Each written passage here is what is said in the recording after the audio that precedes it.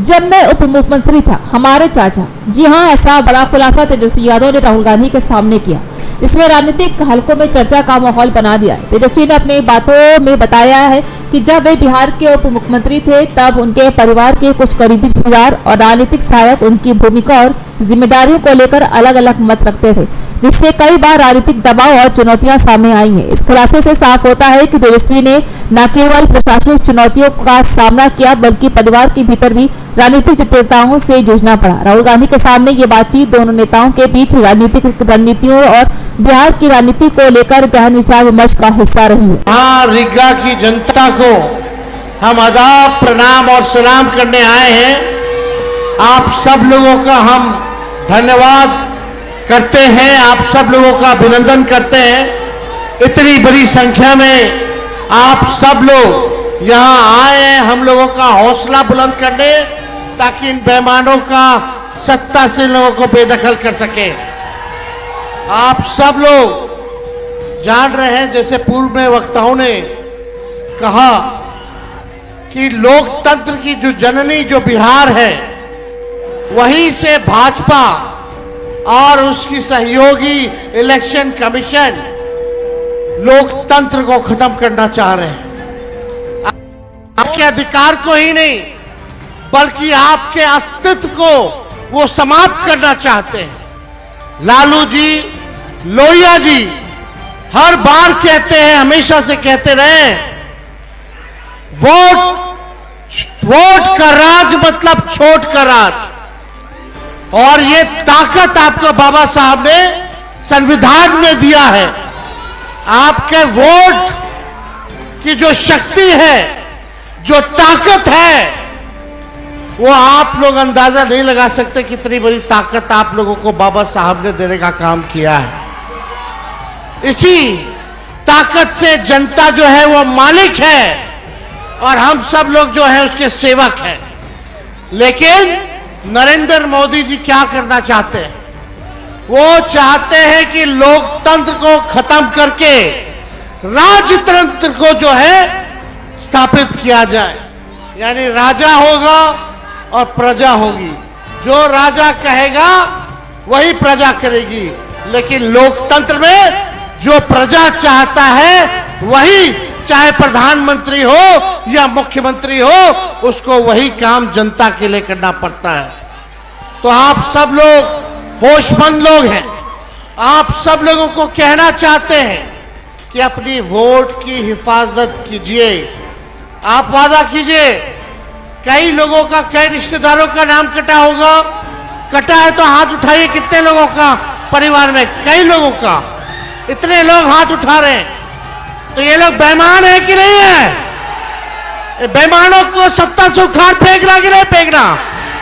तो वादा करो कि अपनी वोट की हिफाजत आप सब लोग करिएगा। वादा है कि नहीं? और आप लोग लोकतंत्र को बचाइए, संविधान को बचाइए। और हम लोग अगर एक होकर के काम करेंगे तो अगला चुनाव बिहार में होने जा रहा है। 20 साल पुराना ये एनडीए का सरकार खटारा हो चुका है और हमारे चाचा जो बार बार पलटी मारते हैं, अब उनकी ये स्थिति नहीं रहेगी कि वो बिहार संभाल सके। अब बताओ, अफसरशाही लागू है कि नहीं लागू है? कितने लोग बेरोजगार हैं, जरा बताइए। नौकरी चाहिए कि नहीं चाहिए? आज हम लोग रीगा में, मोदी जी ये बगल में चंपारण में आए थे। उन्होंने कहा था कि चीनी मिल चालू करा करके वहीं का चीनी का चाय पिएंगे। बता, मोदी जी ने जो वादा किया वो किए। लेकिन 17 महीने जो महागठबंधन की सरकार रही, तेजस्वी रीगा आया था 20वें प्रचार में और बोल करके गया था कि अगर हम सरकार में आएंगे तो रीगा का चीनी मिल को चालू कराने का काम करेंगे। और 17 महीने जब हम उप मुख्यमंत्री थे, गन्ना विभाग आरजेडी के कोटे में था। हम लोगों ने मिल करके जो है चीनी मिल को जो है शुरुआत की। लेकिन अभी भी जो वहां काम करने वाले लोग हैं, जो पुराने लोग हैं, उनके साथ नाइंसाफी हो रही है। उनके तनख्वाह को कम कर दिया गया है। बाहर के लोगों को ज्यादा मिल रहा है। हम वादा करके जाते हैं कि अगर हम लोगों की सरकार बनेगी तो जितने मजदूर वर्कर हैं उनकी समस्याओं को भी हम लोग दूर करने का काम करेंगे।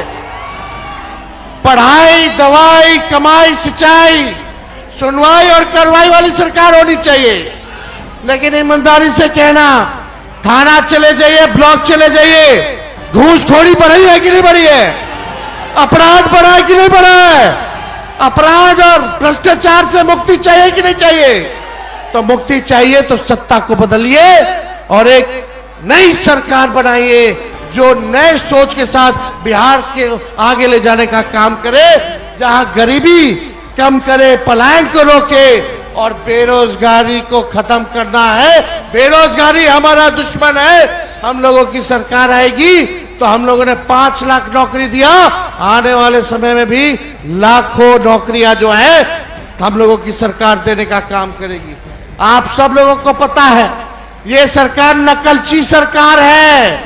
तेजस्वी ने कहा पेंशन बढ़ाएंगे तो ये सरकार भी पेंशन बढ़ाती है।